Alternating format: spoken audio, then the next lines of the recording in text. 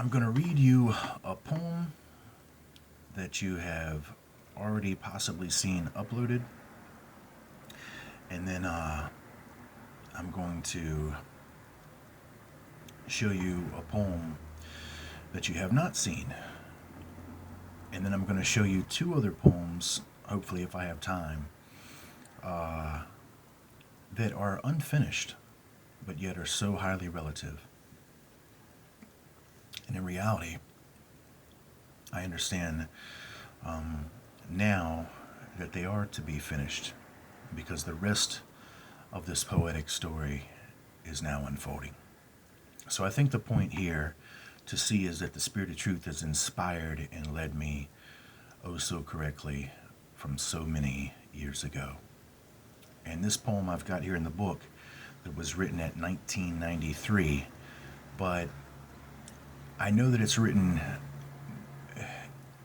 within 1990 to 1993. But I had some other poems that were dated that, and I know that these came from the same time. So, quite possibly this was in between 1990 or 93.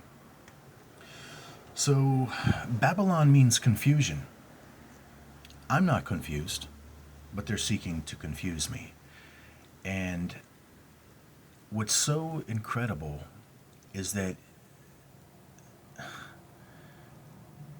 it's a very clear picture from so many years ago of what I'm going through at this point, as the Spirit can comfort and reveal and show me what stage of progression I'm in with this fulfillment of the mission. So, Babylon, try, apprehend I. And keep in mind that they have been seeking to buy my friends and family, and then trying to get them to run code on me, evidently, to confuse me. But it's not me who is confused. Babylon, I can see that you think that you own me, but you don't know me. How can you own what you don't know of? Babylon, you don't see me. You only use me as a number to set on your side of the balance. Babylon, you make your home on my homeland, stealing my place, making it hard to find my space. You don't understand me. You can't comprehend me. Babylon, you only try to apprehend me. Your selfish ways and hateful days will bring your just pay. You have come to the end of your lease, so naturally you want to talk peace. I want no peace. I want justice from your stealing, wheeling, and dealing of the people you think you know. Ha! Babylon, you have locked up my people and taught them that they're not equal. You have taken our eyes and tried to replace them. You have taken my simple desires and dedicated them for your causes.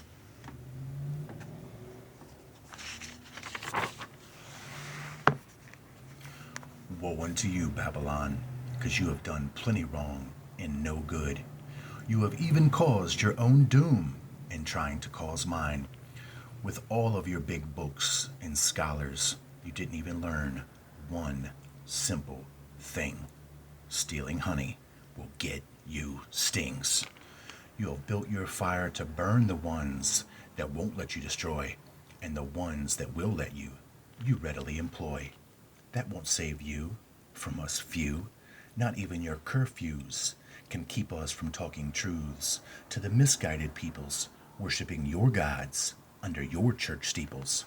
I agree, it has bought you time, but as sure as this rhyme has an ending, so do you. Babylon, you're doomed. Absolutely incredible. And then at about 10 years ago, for whatever reason, I added this portion here, which was really just a phrase that came to mind that I felt which was the beginning inspiration for another poem. But it seems to fit so well with the ending of Babylon's Doom, meaning no more crying, buying, and lying. Unreal. Now, this is a brand new poem in which I don't think that I've ever uploaded, and quite possibly because it's never been the time. This is entitled The Calling. To the poets I say, go further. To the runners I say, run faster. To the singers I say, sing louder. To the poor sitters I say, stay down. To the standers I say, gather round. To the listeners I say, listen harder. To the present day political speakers I say, step down. You have become standers, so gather round. For the people who come, I say, yes, there is still some. To the people who love, no love. To the sick, heal. To the wicked, give up. To the armies, surrender. To Babylon, you're doomed. To you, come soon, and tomorrow's too late. To the mothers I say, call the children. To the fathers I say, return to your homes. To the able-bodied in mine, I say, put on your best armory. To the body counters, I say, prepare to count.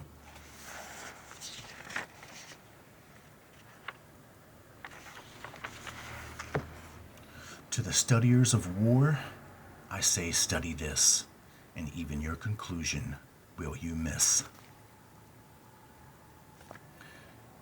I don't think it's ever been the time to upload that video until now.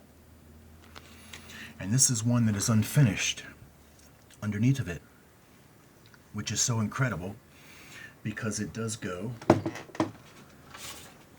with what I uploaded the other day, in which what we see right here. Now you can see the accompanying inspiration that the Spirit offers.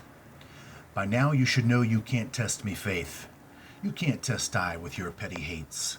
You can't test I and cause I mistake over these things. There is no debate. You might have imprisoned our flesh in these your 50 states, and then tried to measure our works with gold and weight. But this was your mistake in designing a system to work on our faith. Don't you know you can't test me, faith? And then, of course, it's unfinished, in which I will shortly finish it.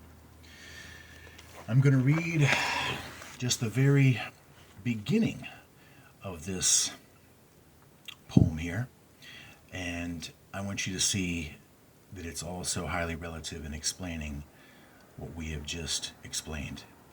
Confused, staggered, and confounded, as I thought, coming to the realization that all are bought. Even the ones I wished were true, you see, are no different than me and you.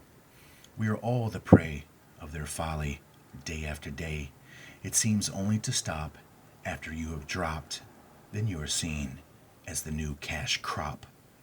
You are bombarded whether you see it or don't, and there's a cure to take, but most probably won't. Not by reasons of insanity, but by the corruption of the minds, keeping our eyes blind to the eruption of evil surrounding I and I. Content with life itself and our good health, this uncomprehendable world does not recognize these things as great wealths.